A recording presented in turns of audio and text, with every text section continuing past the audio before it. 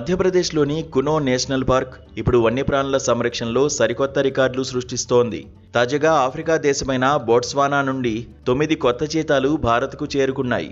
సుమారు 7,600 కిలోమీటర్ల సుదీర్ఘ ప్రయాణం తర్వాత వచ్చిన ఈ అతిథులను కేంద్ర మంత్రి భూపేందర్ యాదవ్ క్వారంటైన్ ఎన్క్లోజర్లలోకి విడుదల చేశారు.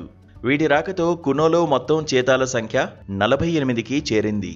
ఈ చిరుతలను హెలికాప్టర్లో తీసుకొచ్చి క్షేమంగా వాటిని అరణ్యంలోకి వదిలేశారు. అయితే చిరుతల సంఖ్య భారత్లో తగ్గిపోతున్న తరుణంలో వాటి సంఖ్యను పెంచడానికి ప్రధాని నరేంద్ర మోదీ ఈ నిర్ణయం తీసుకున్నారు. ఇందులో భాగంగానే ఇతర దేశాల నుంచి చిరుతలను తీసుకొచ్చి కునో నేషనల్ పార్కులో వదులుతున్నారు. ఇక ఈ చిరుతలు కూడా భారత వాతావరణానికి అలవాటు పడ్డాయి. मंत्री जी श्री नरेंद्र मोदी जी को पूरे वन और पर्यावरण विभाग की ओर से आभार व्यक्त करता हूं कि उनका जो विजन है और देश में वाइल्ड लाइफ के प्रति उनका जो एक हमारे को मार्गदर्शन मिलता है, उसके कारण हम प्रोजेक्ट चीता के एक सफलतम पड़ाव की ओर पहुंचे हैं। आपको ध्यान होगा, सबसे पहले स्वयं प्रधानमंत्री जी ने यहाँ आकर के जो हम चीते नामीबिया से लाए थे उनको कूनो के जंगल में छोड़ा था और उसके बाद साउथ अफ्रीका से आए।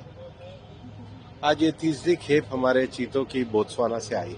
इस अवसर पर मैं हमारे बोत्सवाना के जो वन विभाग से कर्मचारी आए हैं, हमारे वहाँ से हाई कमिश्नर आए हैं, उनको धन्यवाद देता हूँ। हम बोत्सवाना की सरकार को भी धन्यवाद देते हैं कि उन्होंने भारत सरकार के साथ मिलकर के इस हमारे महत्वपूर्ण प्रोजेक्ट चीता में अपना योगदान दिया है। हम शुरू में साउथ अफ्रीका और नामीबिया से 20 चीते लेकर के आए थे।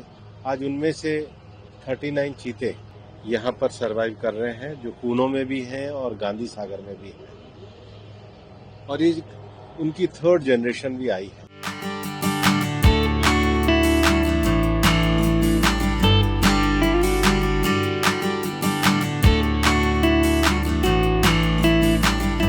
కేవలం చీతాలే కాదు, కునో నదిలో పర్యావరణాన్ని కాపాడేందుకు ముఖ్యమంత్రి మోహన్ యాదవ్ ఒక కీలక అడుగు వేశారు.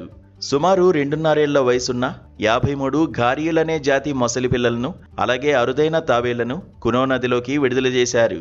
డైనోసార్ల కాలం నాటి జ్ఞాపకాలుగా పిలిచే ఈ మొసళ్లు నదిని శుభ్రంగా ఉంచడంలో కీలక పాత్ర పోషిస్తాయి. అడవి జంతువులతో పాటు జలచరాల సంఖ్యను కూడా పెంచుతూ ప్రభుత్వం తన చిత్తశుద్ధిని చాటుకుంటోంది. వన్యప్రాణి విభాగంలో కునో నేషనల్ పార్క్కు ఇది ఒక గొప్ప విజయం. ఇటీవలే గామని అనే చీత 4 పిల్లలకు జన్మనివ్వగా ఇప్పుడు కొత్తగా వచ్చిన 9 చీతాలు లింగ సమతుల్యతకు దోహదపడతాయి. గతంలో నమీబియా, దక్షిణాఫ్రికా నుండి వచ్చిన చీతాలు ఇక్కడి వాతావరణానికి చక్కగా అలవాటు పడ్డాయి. అడవి దున్నలు, రాబందులను కూడా రప్పించేలా ప్రభుత్వం ప్రణాళికలు సిద్ధం చేస్తోంది. మన ప్రకృతిని కాపాడుకోవడంలో భారత్ ఇప్పుడు ప్రపంచానికే ఆదర్శంగా నిలుస్తోంది. इसके लिए बड़ा अलग प्रकार का है।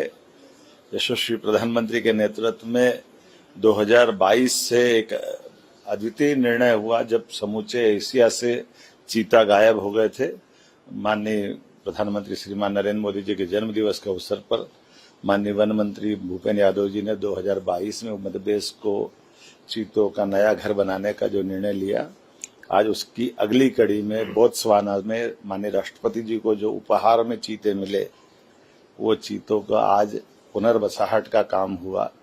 और मजे और आनंद की बात यह है कि 8 देने की बात थी और 9वां चीता भी लेकर के आए, तो ये हमारे लिए सौभाग्य की बात है।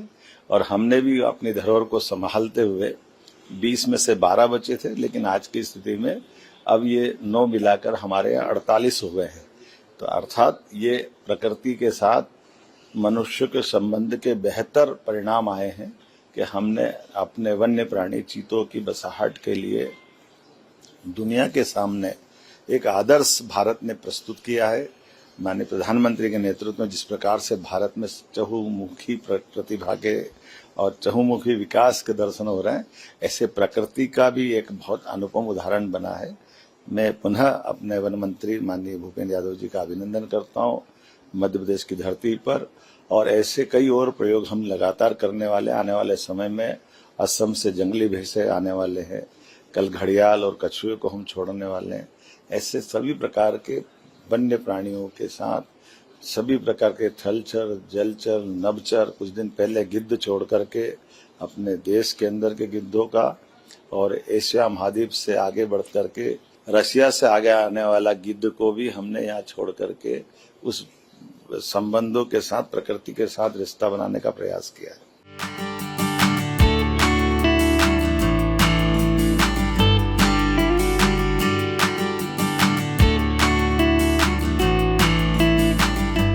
కునోలో పెరుగుతున్న ఈ జంతువుల సందడి పర్యాటక రంగానికి పెద్ద ప్లస్ కాబోతోంది.